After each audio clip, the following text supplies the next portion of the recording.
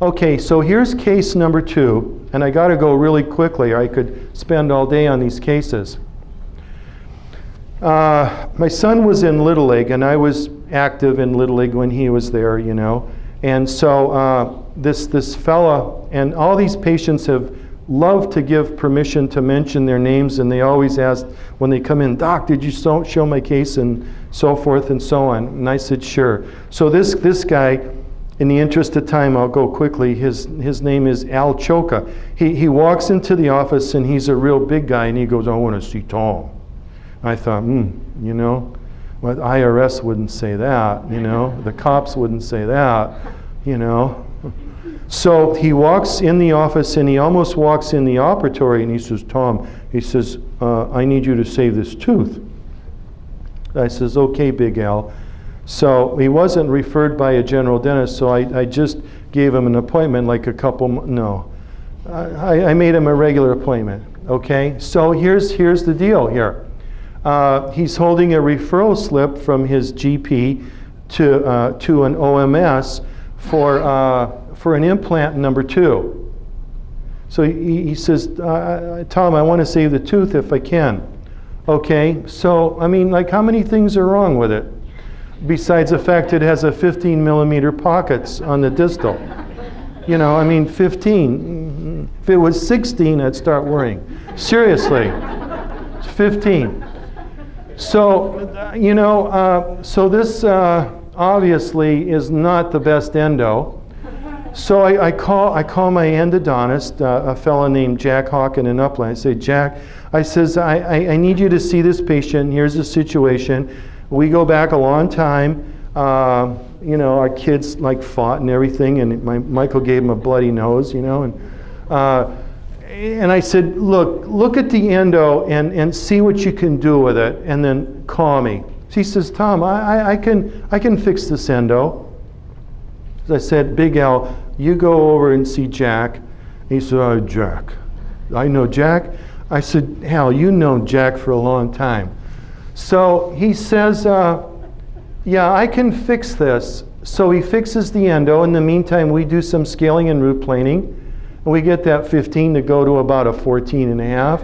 So I figure we're on the way, you know? I mean, you know, it's relatively speaking here, you know? You send it back and then you frame it to the GP. "I got it better, you know? It's better. Don't send the probing." Okay. So this was a non-functional tooth, so this gained us access to the back of number 2, and so we removed the tooth. We put some bone graft, Emdogain, and a membrane, and that's about like 6 millimeters now. And Crystal's been maintaining that. She's not here today. She missed a bus. She'll hear about it. She's been maintaining that for a long time, okay? So, I mean, the tooth didn't have any mobility, and the patient wanted to save the tooth. I says, "You know, this is somewhat of a challenge, but it wasn't a challenge. It's there, it's working." Okay, we look at the next studies. This fellow is going to get the gold medal award at the AAP meeting in San Francisco, Bill Becker. And this is just amazing here. These 3 studies he did, published all about the same time. Okay, periodontal treatment without maintenance, the long-term evaluation of periodontal treatment and maintenance in 95 patients, and untreated periodontal disease, a longitudinal study. Pretty interesting that he would come up with that, and he did it with his brother and a statistician in his own office. So he came up with 3 categories: good, questionable, and hopeless, which makes sense. And then after reading these papers, I try to boil this down with something that you could really relate to. Look at this. Over a period of a number of years, with maintenance therapy, a person would lose an average of 0.11 tooth a year. Without maintenance, it doubles. And then if it's diagnosed but it's not treated, it almost doubles again. all you need is these 3 studies, and you could tell every single patient that you see for the rest of your career what you need to do. These Becker studies. Okay, the more detailed showed improved predictability and well maintained. So he thought he could establish a prognosis, a correct prognosis for about 5 to 6 years, which is pretty long in our lifetime here. The system did not predict as well as been poorly maintained, because you have plaque and all these other issues. And poor patient compliance influences prognosis. So within a short period of time, a couple of minutes, I just wanted to show you that. Okay? All right, more of my own. Okay, so this is when I was almost just starting out in practice. And what do you do in a case like this here? Look at the pocket depths here. Actually, I called tooth number 12 hopeless, because there was an 8 and a 10 and a 2 millimeter, and she was 40 years old. And I called, that was tooth number 12. Here's number 10. And then you could see deep pockets throughout, okay? I mean, I'm so lucky to practice in Upland. We have a place called McCormick Dental X-Ray Lab. And it's just great because their radiographs are so reproducible. Look at the bone levels all the way through, and look at this on 19 and 20, and then you look at 12 and so forth and so on. And okay, look at the amount of bone loss on number 12. In today's world, what do you do with this tooth? You know, I mean, how many of these teeth are going to be removed and something else done here? Now, back in '80, we didn't have the bone grafting like we had today. You know, that was just coming into vogue. We didn't have biologics or anything. Okay, here's the probing in '09. It doesn't matter if this is in '09 or 2014. This case hasn't changed. She hasn't lost a tooth. Okay, she has 2s and 3s. I'll show you some other cases have some 4s and 5s and 6s, but she's in her 70s now and she hasn't lost a tooth. And here's the radiographs. Look, I did open flap debridement. We didn't grow any bone back, but we stopped the bone from getting any worse. So she still has 28 teeth. And then here it is. I think a little bit of bone grew back, but okay, this is pretty cool here. This is the way the lady comes in for teeth cleaning. If you were a hygienist, wouldn't you enjoy cleaning those teeth? I mean, what can you talk about for an hour? Really? You know, one time I sat down and I asked her, you know, how much time do you spend? She says about 15 minutes a day. Look at that. What do you have to clean there? Pretty amazing, isn't it? Okay, the next study. This is the study that's often quoted by the periodontist candidates that are challenging the board for board certification. Mark McGuire and his statistician at the time, Martha Nunn. Okay. Now, this study is often misunderstood. I'm going to try to clarify it for you, because Mike and I are very, very dear friends, and we run similar practices. Mike's in Houston, and I'm in Upland, and my cards are right outside there. We're looking at a maintenance care study. He took 100 patients, and he followed them from 5 to 8 years, and he wanted to see what happened to them. Okay, these were treated patients, folks, treated, not untreated, but treated and on maintenance. So at the end of active treatment, he established a prognosis for the teeth. That's important to understand. Okay, and in the interest of time, we're going to have to kind of go quick. He categorized it as a good prognosis. Good is when everything can be controlled. Fair prognosis is when things can be controlled, but there's a little more attachment loss. Poor prognosis is 50% attachment, and the furcations don't allow for proper maintenance. Doesn't it just frustrate you as a hygienist or a dentist that does his own recalls? I do quite a few of my own recalls in my own office. If I were busier, no, that's okay. But there's selective patients that I want to do my own maintenance for. And you know how difficult it is to clean in those furcations. The questionable has mobility and deeper furcations, and then hopeless, they just have to come out. So the prognostication system that Mike came up with is good, fair, poor, questionable, and hopeless. And what he found was that he could predict correctly in teeth with good prognosis 81% of the time, whether it's over 5 years or 8 years. And if you eliminate those teeth that have a good prognosis and you look at these other teeth here, you're going to find something different. This is why you really don't want to remove teeth unless you absolutely have to.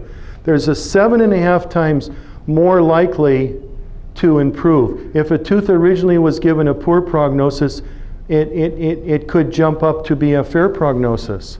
That's pretty cool, isn't it? Mike showed that. And then even if it's questionable in here, you go one further step down on the ladder, 12 times more likely to improve than a fair prognosis. So if the patients are on good recall, you have good oral hygiene, if your heart and soul is in the case, these teeth last, really. And if I teach classes on internal marketing and leadership and development and stuff like that, and if there's one take home, if you put your whole heart and soul into each person's case, man, you never have to worry about another new patient, because those patients are going to sing you more patients, and it just grows and grows and grows and grows. And I can tell you that whether you're a young periodontist in practice or somebody just got out of rehab, you know. Okay, Mike said that there's redundant categories. You don't need to have poor and questionable. You could just have good, fair, and hopeless if you wanted to. Okay, teeth with worse prognosis are initially more likely to improve. Smoking decreased the prognosis by 60%. Oral hygiene improved it by 2.5 times. And teeth used as an abutments for fixed had worse prognosis. I think that's a real big selling point for an implant. A really big selling point. I mean, I do everything I can to tell a patient, okay, don't tell your general dentist that I don't want a bridge there, okay? You know I'm kidding, but if the restorative dentist calls me and says, because we really do have close collaboration, he says, Tom, I think I'm putting a 3-unit fixed partial denture in here. What do you think? Yeah, if that's what you think, but maybe give it a little bit of thought to put an implant over there, because then that will hopefully give those adjacent teeth a little more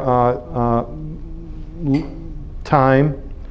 I mean, we could talk about what's called a bounded edentulous space, where one tooth is missing, and what do? You put either on a fixed bridge there, or you put a single implant. Someday I'm going to do a study, and I'm going to look at the difference in the outcome of those adjacent teeth being anchors for a bridge. Don't do this study, by the way, okay? I know, I saw your eyes. You're going to Loma Linda on Monday. Charlie, can I do this study with you? You know? Okay, you got the point. All right, this is, okay. Now, you have a new patient come in, you know, fills out the forms, nice, smiley, everything, so forth, and you're ready to do the exam, and you put your gloves and mask on, and you say, open your mouth now, and this is what you see in there. I mean, look at that. I mean, look, you even have a tree growing out where the motor is in that one, you know? And I mean, look at that. It just... Okay, the decision, no, seriously, the decision to retain compromised teeth depends on the practitioner's treatment philosophy and quality of therapy. How many people are so quick to remove teeth? Okay? Tooth loss does not occur naturally. I mean, how often does a patient say, well, I removed my own tooth, or a tooth fell out last night? Doesn't happen. Just like, how often does this tree hit this car here,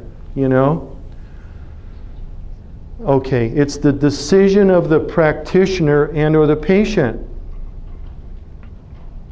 Patient needs to take some responsibility here and question the doctor, whether the periodontist or prosthodontist, about removing does this tooth really need to come out, or can I save this tooth? Okay, look, how many offices have you worked in where your perio program is cookie cutter and you can't change it? Is all plaque the same? No, you know that. Okay, we don't have a cookie cutter office. Every patient's treatment is individually tailored to their needs. Is everyone equally susceptible? No. Okay, do environmental factors trump clinical factors? Quite often, yes. Okay, is the traditional process for assignment of prognosis based on an outdated model? It is, or it was. So, no cookie cutters. And is this limiting our care? It really, really is. So here's a new paradigm of periodontal disease. There's the body's reaction to the insult, controlling the pathogens, and the microbial insult. If we were giving you the oral for the American board, we'd ask you for the histology on this. What's the cascade of the inflammatory process? Okay, let's look at Anne here. She started in 1993 at age 36 here. And look at we circle in red when the probings get to be 5 or greater. You probably already figured that out. And this tooth here at a 3. When she's talking, I'm like looking, and the tooth is and I'm thinking, you know what? You don't have to say anymore. I got it. You have a little problem there. So she says, I heard that you can save my teeth. And I said, and she goes, I don't need any from you. I says, okay, you won't get any So look at this. All right? Look at all the bone loss, and she's only 36, okay? And here it is in 2010, and all the teeth are still there. Now, I don't know, is that proper care or not?